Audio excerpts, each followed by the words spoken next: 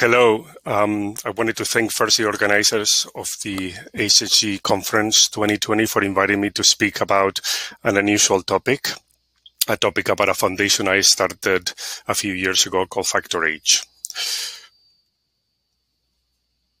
The first thing I wanted to say is that in spite of the fact that I'm a neuroscientist working to develop therapies for Huntington's disease at CHDI Foundation, Factor H is completely independent and is not either funded or associated with CHDI.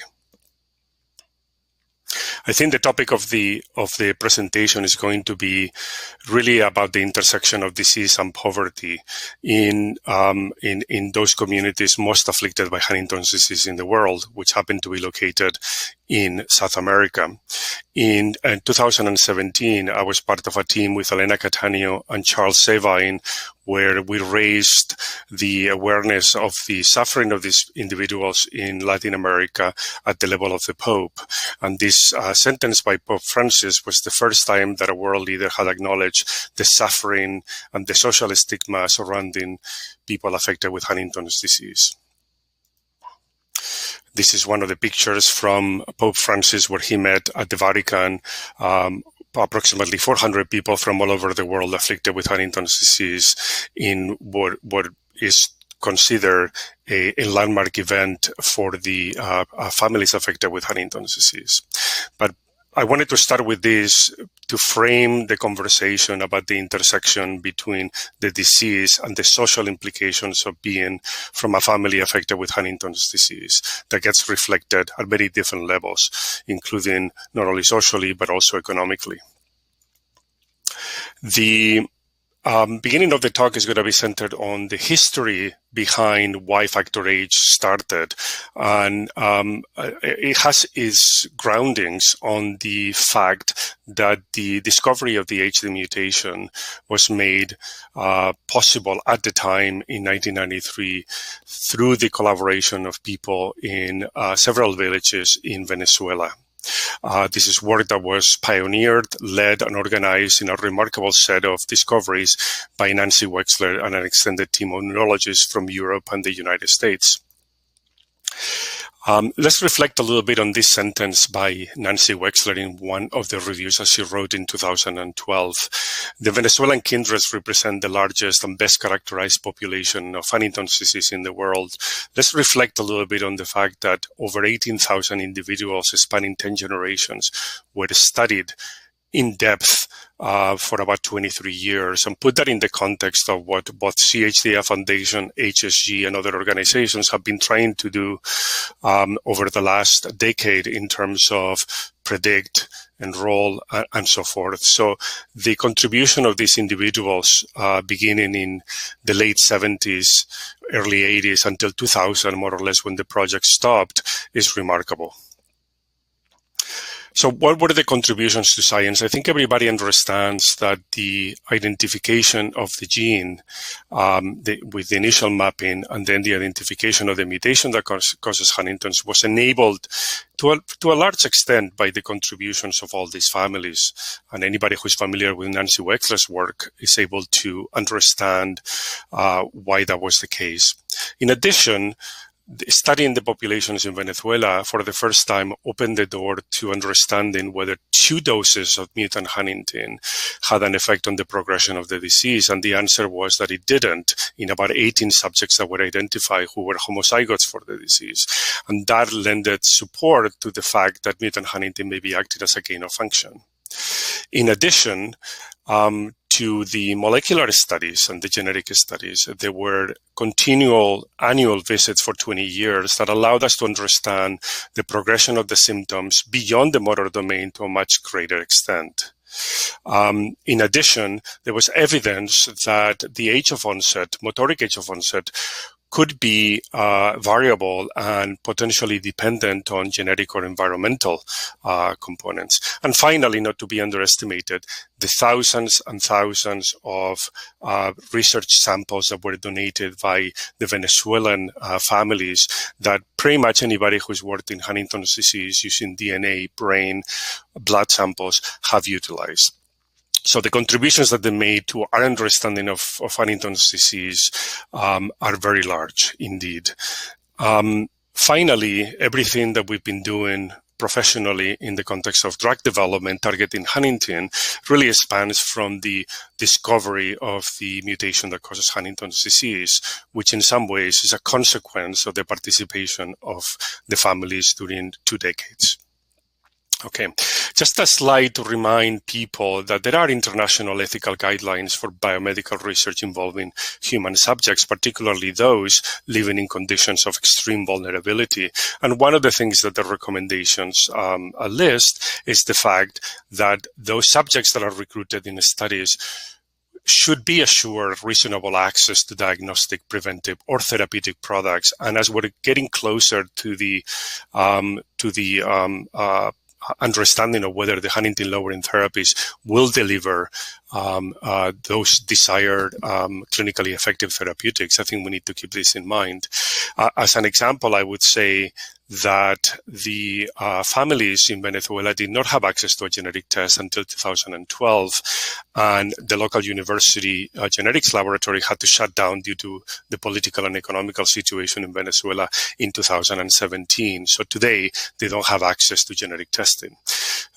Beyond that, what is the situation for the families in Venezuela today? And I've spoken about this frequently. I think people who know me professionally know that I've been traveling to Venezuela, and I'm probably one of the few people outside of South America who's been recently to Venezuela because of the work that we do at Factor H. And I think I could say a lot of things about their situation, but I think it's easier if you see for yourselves in a 5-minute video that I would like you to watch right now.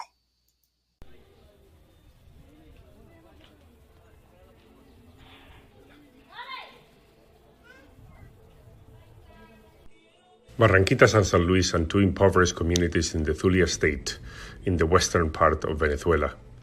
San Luis is closest to the state capital city of Maracaibo, only 25 minutes away by car.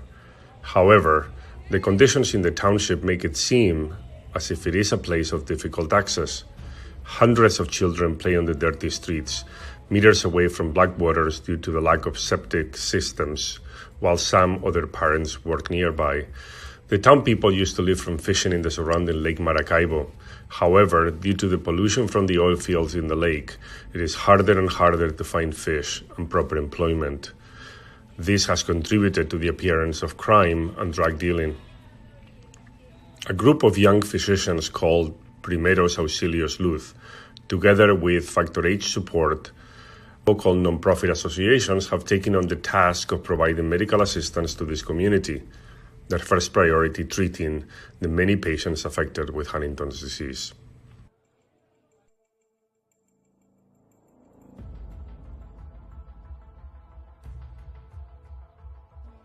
Rosmaire Bozo is a recent medical graduate from the University of Zulia.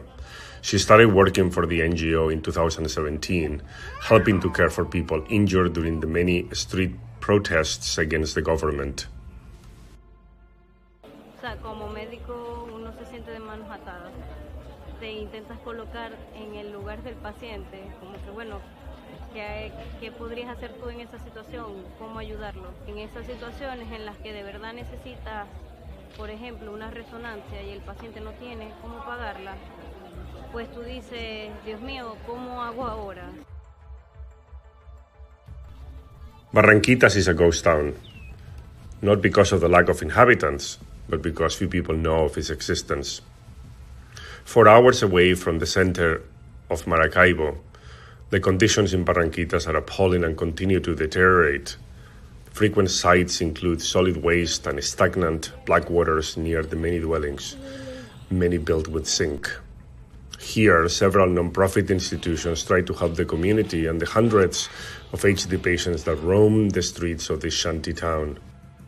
There is a lot of work to do, and the current resources are not enough to help everybody in this large community. The hundreds of young children, just like their parents, roam the streets among the trash. A great many of them are at risk for Huntington's disease. Most are malnourished, and many risk dying of malnutrition. Early pregnancies are common.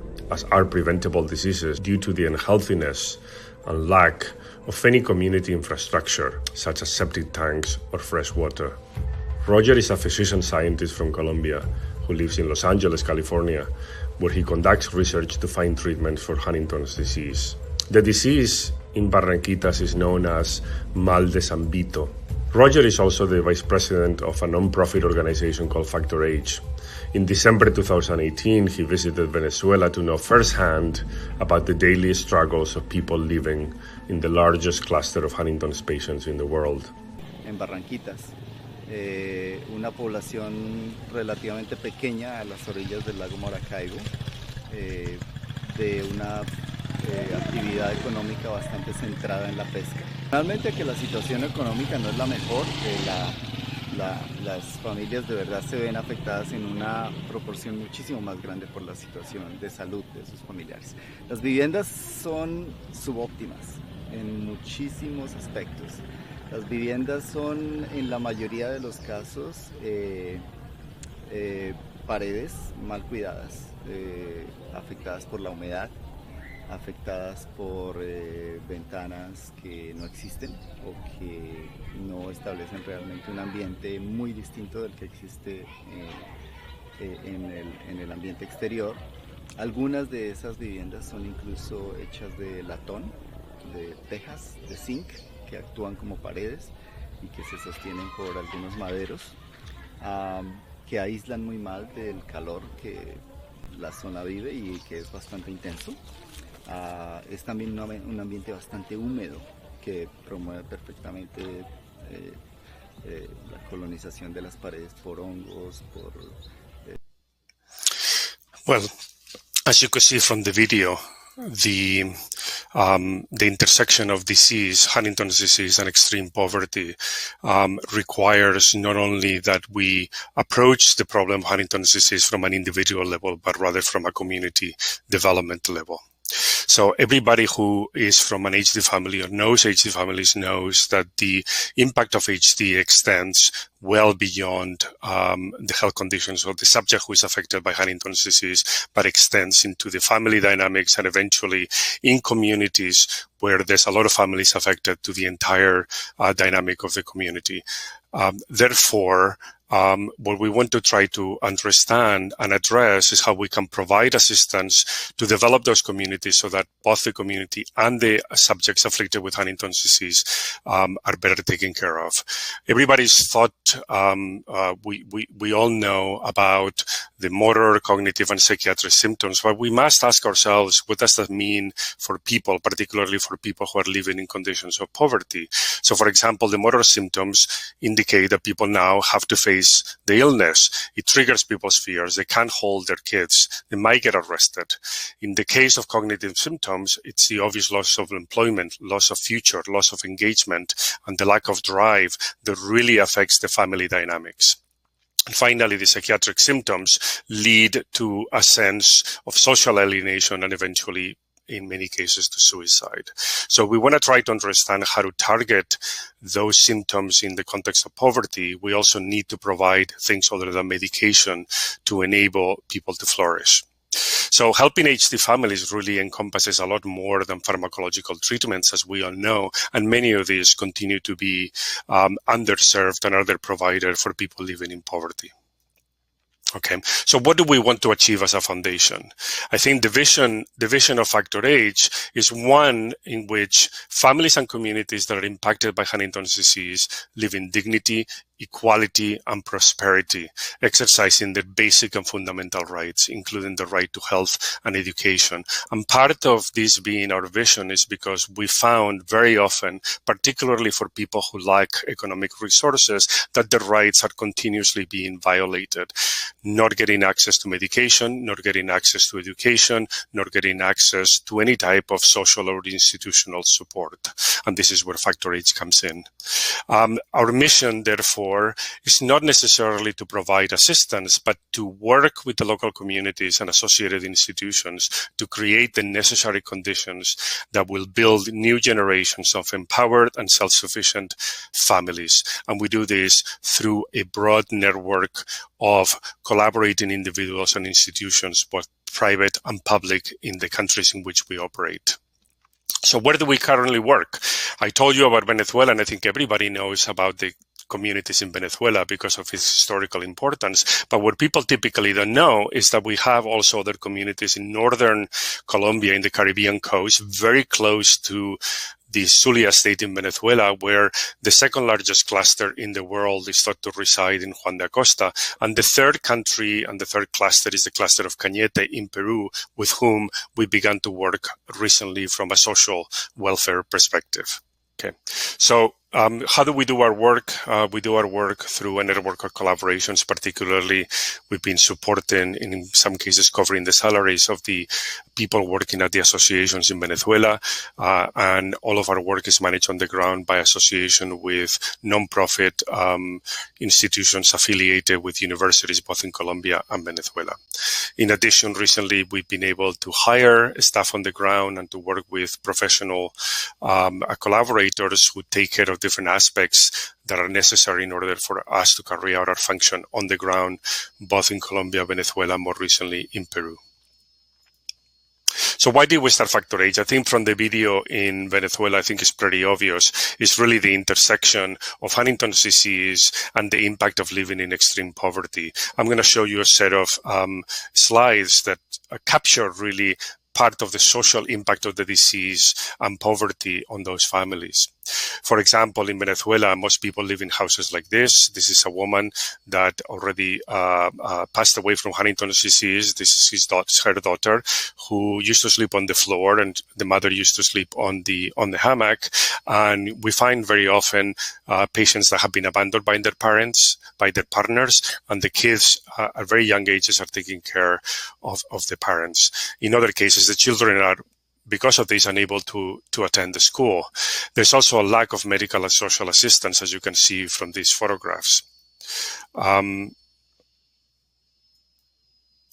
In addition, in Colombia, for example, we found many patients who died in conditions without ever seeing a doctor, let alone a neurologist, and had no access to medication. So the lack of any social or health infrastructure and the lack of institutional support, partly because the patients were unknown to the local governments and communities, is a serious problem.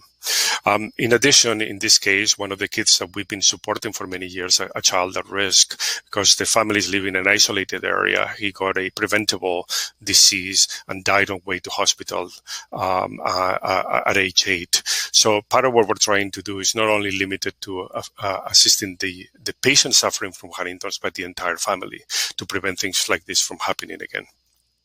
Okay, the most terrible feeling is really the feeling of lost hope. And when people ask me, why did you begin Factor H? It's to try to bring a sense of hope at a minimum to those families. We started with social assistance projects that are now trying to move into community development projects where we can really strengthen the ability of the community to be more resilient. Our 4 pillars in terms of the areas where we work is obviously first one, medical assistance. And we think of ourselves as developing into a rights organization. So medical assistance is about ensuring the patient's rights to health. Then it's about building a resilient, informed, and empowered new generation. So a lot of emphasis is on youth that is at risk for Huntington's disease. Finally, community development. Without the support of the community and without strengthening the ability for families to be able to be financially independent, we're not going to change the situation in which these patients live. And finally, data collection and advocacy at the level of institutions in each country, both regional and national, to recognize the rights and implement, in many cases, legislation that already exists in those countries to protect the rights of families affected with Huntington's disease. So another thing that I wanted to make clear is that Factor H does not engage in scientific or medical research. We will not be asking people to provide any type of medical samples for research.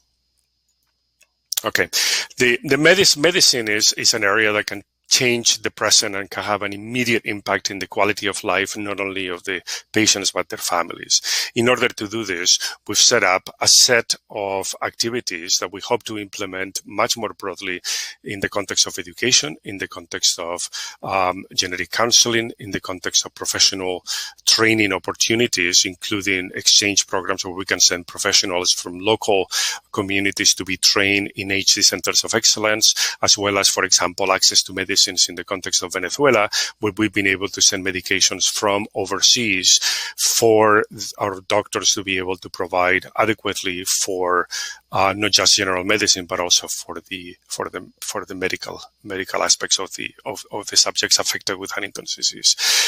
So we've held a series of medical assistance events. This needs to increase in the following years by hiring additional staff and conducting these types of visits more often. We've been sending medications from Europe mostly, and in some cases from Miami, to Venezuela that have really been instrumental in patients being treated, at least for the psychiatric component of the disease. We've also begun to train local professionals, and we've hired a local psychiatrist that sees patients every week in San Luis, Maracaibo. And finally, a new project that has just recently been approved by Roche. We're working across the entire Latin American continent with a network of neurologists to conduct a clinical consensus for Latin America, whose goal is to improve the standards of care in Latin America in a way that hopefully can generate documentation for better implementation across the entire Latin American continent. This would involve genetic counseling, it would involve molecular diagnosis, the monitoring and implementation of international guidelines in the region, and also hopefully the training of professionals, not just at a national level, but hopefully at a local level.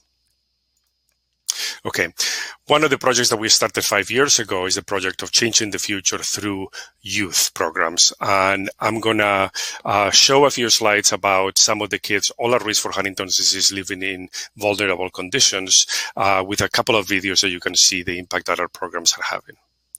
The goal for this, as I said, was to protect the rights of children and to protect the rights of children at risk for Huntington's disease, to get an education, to be able to have information about the disease, and to try to mobilize teenagers and adolescents so that they take a stronger action to represent their own rights and to help their own communities get out of poverty and be more empowered to change their own future and the future of future generations.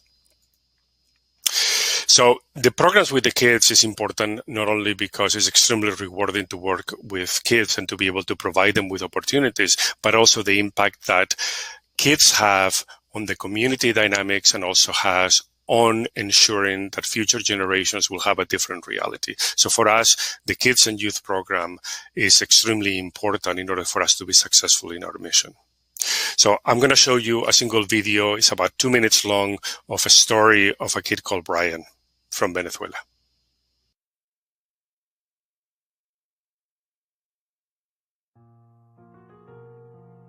Meet Brian, a 13-year-old boy I met when visiting the town of Barranquitas in Venezuela. This town is a forsaken village where in every corner one finds another person afflicted with Huntington's disease wandering the streets. A town where stories repeat themselves generation after generation. Another human being afflicted with Huntington's and dying in obscurity. The Lake Maracaibo, flanking the right side of the town, glows in the unrelenting sun, dark and bright at once. The only school in the town lays dormant, all furniture stolen, the voices of the children long gone with hot wind coming from the lake. From the corner of my eyes, I saw a little kid following us. He stayed at a safe distance. He looked at us wondering why we were there. I called him over, but he hesitated.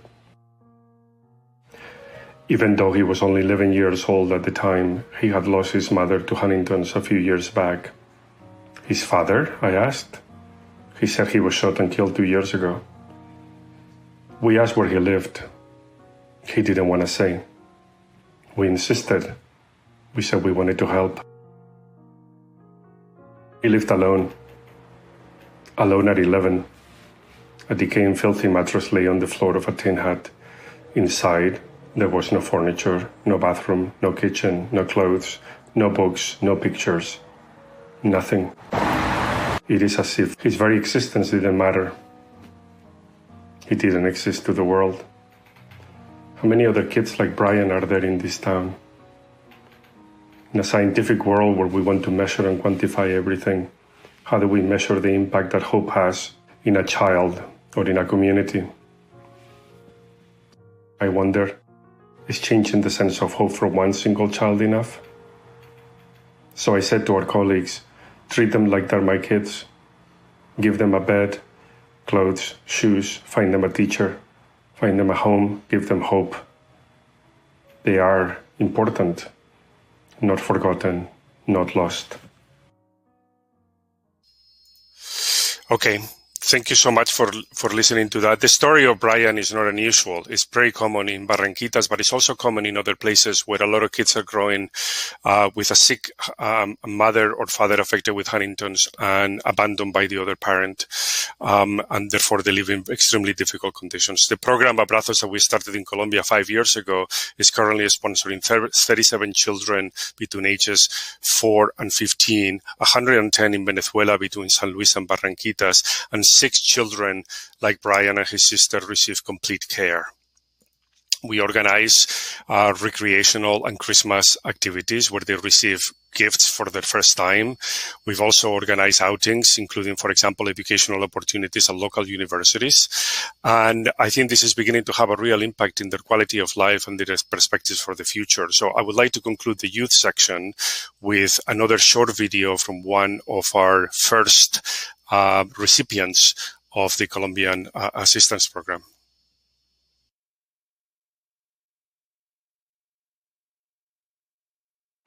Hola queridos amigos, mi nombre es Joandris Carolina Marín Oviedo, tengo 12 años y vivo en el difícil Magdalena.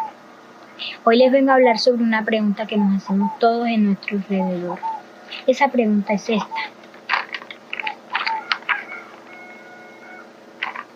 Cuando crezca quiero ser. Yo les voy a hablar sobre mí.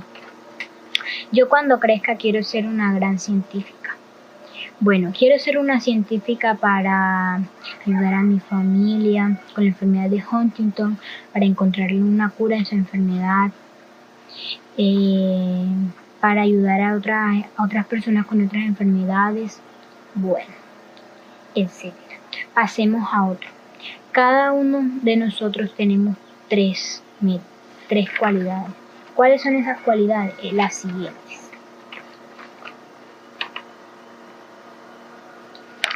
Un sueño, una meta y un logro. Bueno, vamos a hablarles sobre mí. Mi sueño. Mi sueño es ser una gran científica, una científica reconocida.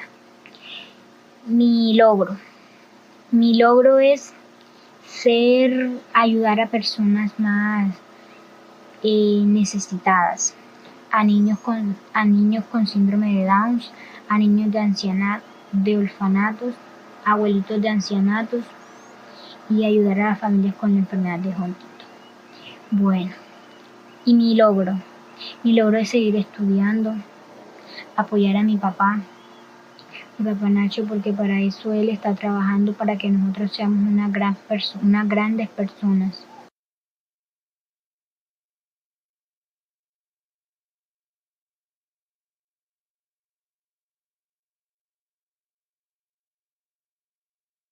Was one of the first kids that I met. Her mother has pretty advanced Huntington's disease, and she wasn't able, because of apathy, to take care of her and her sister, and we had to relocate them with another family relative. We've been covering for their entire financial support for the last 3 years. Finally, I wanted to switch to the area of community and the power of social bonds. The empowering families and communities is important not only because they're living in extreme poverty conditions in which taking care of a patient with Huntington's without running water or electricity becomes really a very difficult task, but also we need to provide growth opportunities for that community, both through art, and I think you saw some of the illustration projects that we have, but eventually to be able to create community day centers where we can carry out our activities and the community has a place to interact, socialize, and learn. We've provided food and basic assistance programs for over 400 families, including many children. In this case, in Barranquitas, approximately 300 kids are being fed through a local dining hall that we've been able to establish with a local church. We've been very grateful to receive funding from several companies, including the Griffith Foundation and other organizations like Global Genes, to provide a special COVID assistance, both in the context of food as well as in the context of masks and other essential items during this period. And we've been able to help approximately 400 families for the last 6 months. So thank you for your support. Finally, in Barranquitas, Venezuela, about 2 years ago, we were able to purchase a plot of land in the middle of this community, the worst afflicted by Huntington's disease in the world. And in collaboration with another architecture center in Cal Poly Pomona, the Lyle Center, we were able to work with students to design the plans for a community day center that would be environmentally sound, solar powered, with renewable energy, with a clean septic system to be able to provide for that community and to be a place where we would have a physical presence.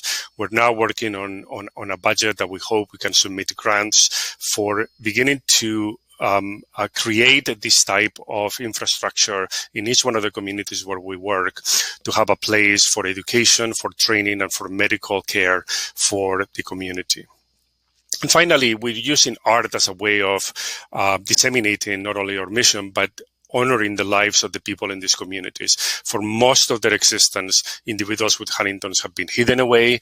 I think we all know this. There's a lot of stigma and discrimination, and we're trying to bring to the forefront through activities like art and conferences and engaging local associations and local institutions to bring to light the existence of these families and honoring their suffering.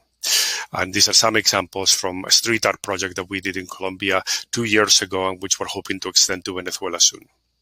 Okay. The final component is the data collection. Most of the families are unknown to the communities. There is no census conducted either in Colombia or in Venezuela that tells us how many people are currently at risk. It could be as much as 10% of the populations in Venezuela. And in addition, they don't have any legal representation. So part of what we're trying to do is to provide advocacy for those families, to be the voice that represents that community through working together with local associations, both legal as well as educational, to bring to light the current state and hopefully change the future for these communities. This has led us to look for families in very remote places, for example, in the jungles of Western Colombia, Chocó, which is a region right next to Panama. And we've been very successful in trying to get the local associations also empowered to be able to represent the families that they're associated with. Finally, I just wanted to conclude with the fact that there are no problems that we can't really solve together if we pull together. And I think the input and the participation of HD companies and people working in Europe and North America for developing treatments for Huntington's disease is needed in order for us to be able to provide the work that we do for those people that are least remembered in the HD context. Okay, so I will conclude with the fact that we need support. We are actively engaging in being able to extend our help for youth, and in order to support educational programs, we need donations. 100% of the money goes directly to help children in the program. All of us who are working in the U.S. are doing this pro bono. We have other jobs, and we need your support. Finally, if you are working working in corporations, working in HDR and D, help us. There has been an increasing support from companies like BMS and Roche and Unicure lately, but we need more support to strengthen our medical assistance programs by hiring professionals on the ground, hopefully being able to have mobile clinical vans, as well as to potentially become a sponsor of our 2021 second Latin American conference. The first one happened in Colombia in 2018, and we brought together clinicians, scientists from all over the world, patient associations, social workers, youth, and children affected by Huntington's disease, and it was a wonderful event. So if you are interested in providing support for us, please get in touch with me. And I just wanted to close by thanking all of our sponsors. I started this project on my own with Claudia Pendones in 2012. We've been slowly growing, but I really feel that thanks to the acknowledgement of the problems that these communities face and the continued support from companies working in the HD space or companies working with human rights issues, I think we can achieve a lot in the next few years. Thank you very much. Help us give hope. Take care. And thanks for listening.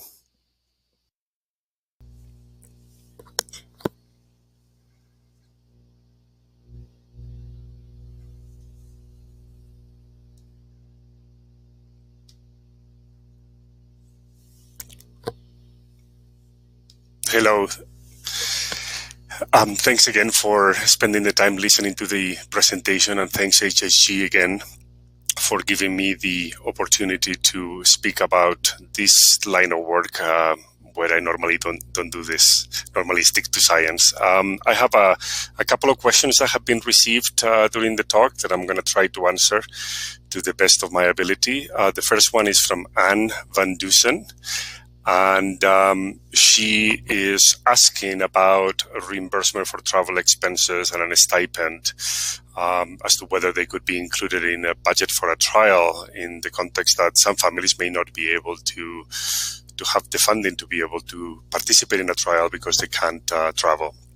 As I said at the beginning, one of the few things that Factor H doesn't do is get involved in any type of trial work. I would say that, for example, the Enroll program at CHDI has several sites in Latin America, including Colombia, including Argentina, and very soon as well in Peru and also in Chile. And there are excellent clinical centers that are specialists in HD in the region. And I'm sure as clinical trials like the Roche trial, which is active in Chile and Argentina at the moment, and also future trials get into these clinical centers of excellence in Latin America.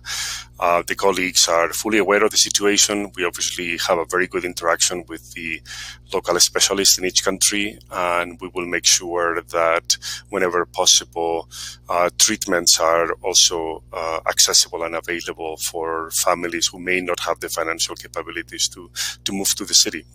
That's something that I hope we'll be able to discuss in the future. So thank you for asking this question.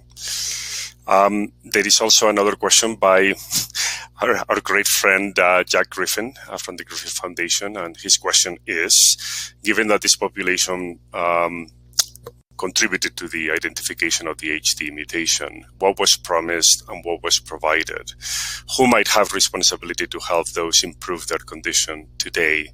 And I'm sure, number one, I was very young when Nancy Wexler went to Venezuela, so I can't really speak to what was promised. I know Nancy and her team contributed very significantly and even had the Casa Hogar in San Luis open for many years. That was providing a safe environment to provide not just medical assistance, particularly for late-stage patients, but also food and nutrition.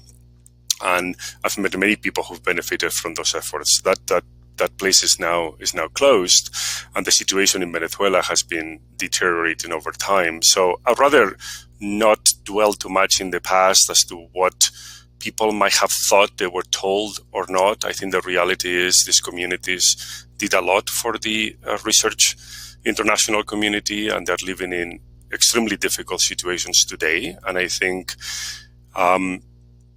now that we understand the problems that they're facing, and given the tremendous growth that the international Huntington's community, particularly on the scientific and research side, has grown, I think we have an opportunity to pull together resources and really help.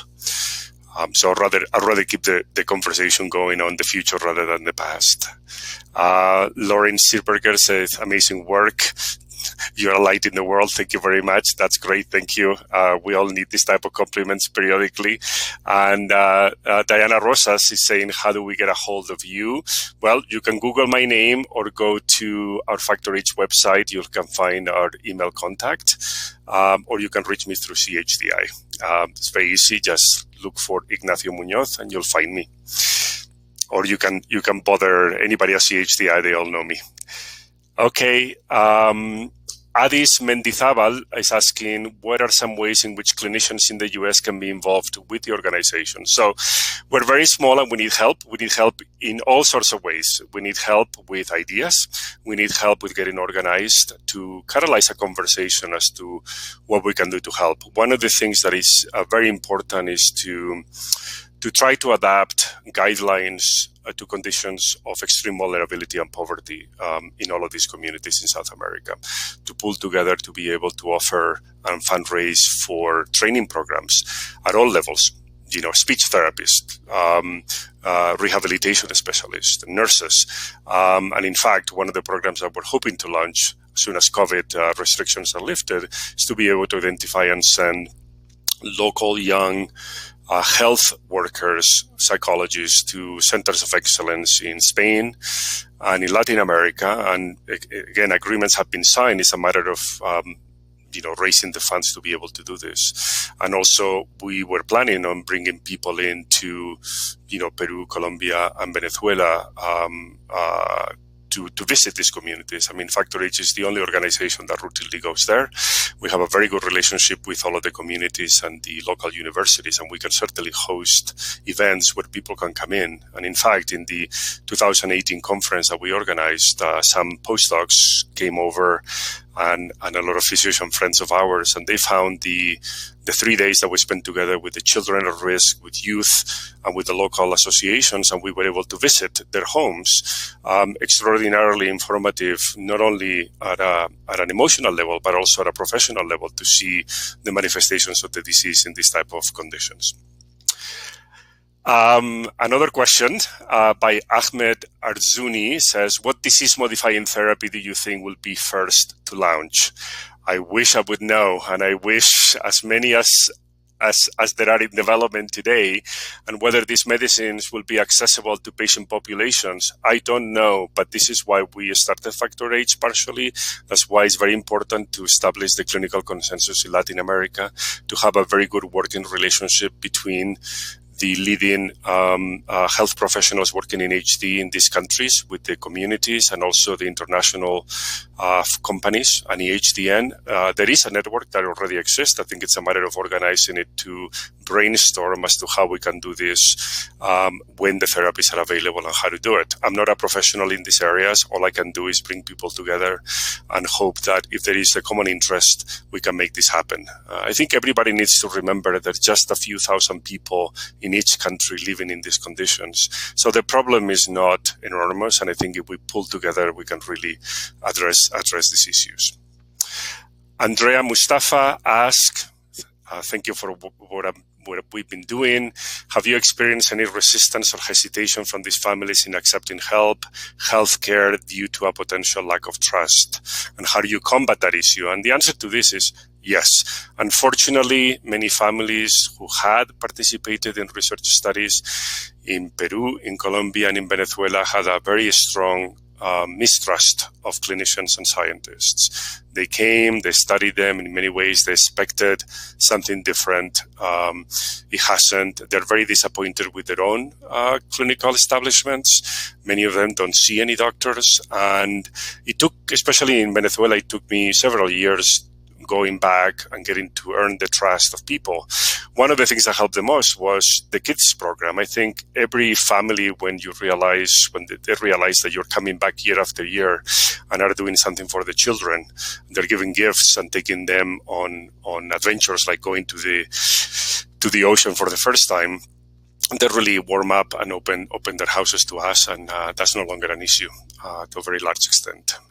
Silvette Ayala Peña from Puerto Rico sending me a hug, and she's saying she's very proud of us, and I hope we can see each other soon. I just wanted to say that there are many other organizations in Latin America that we don't professionally engage because of the lack of resources that we have. We've been in contact with the Puerto Rican Association, and in fact, we plan to do work together for youth as well as for the street art program that we launched, and they came to the 2018 conference. And I think, as time goes by and organizations like HSG give us a forum to let our work be better known, I think a lot of the family associations are going to pull together and really help those most in need. So the final comment is from Jamie Levy, who is actually the treasurer of Factor H and works at CHDI, saying in training caregivers. Yes, you're completely right. And in fact, this is one of the cornerstones of our program. It is fundamentally important, especially in Venezuela, where you have young kids and people largely uneducated, to train for patients, including late-stage patients, to have a very extensive effort to provide caregivers with the tools and the education that they need to do their jobs at every stage of the disease. And this is one of the key objectives for us in 2021. So anybody who has experience with this, either in Spanish or in English, we need help. And we will receive any suggestions with open arms. So thank you very much. This, I think, concludes all the questions that I had. I really wanted to conclude by thanking HSG. This is the first time that we've been given the opportunity to speak to a very large forum that involves patients, research associations, and companies developing therapies. Your work is not insignificant for these communities, and we're trying to provide help today so that in the future, the help due to the hard work that you're doing today will take care of the problem at a medical level. So thank you very much. Have a good evening.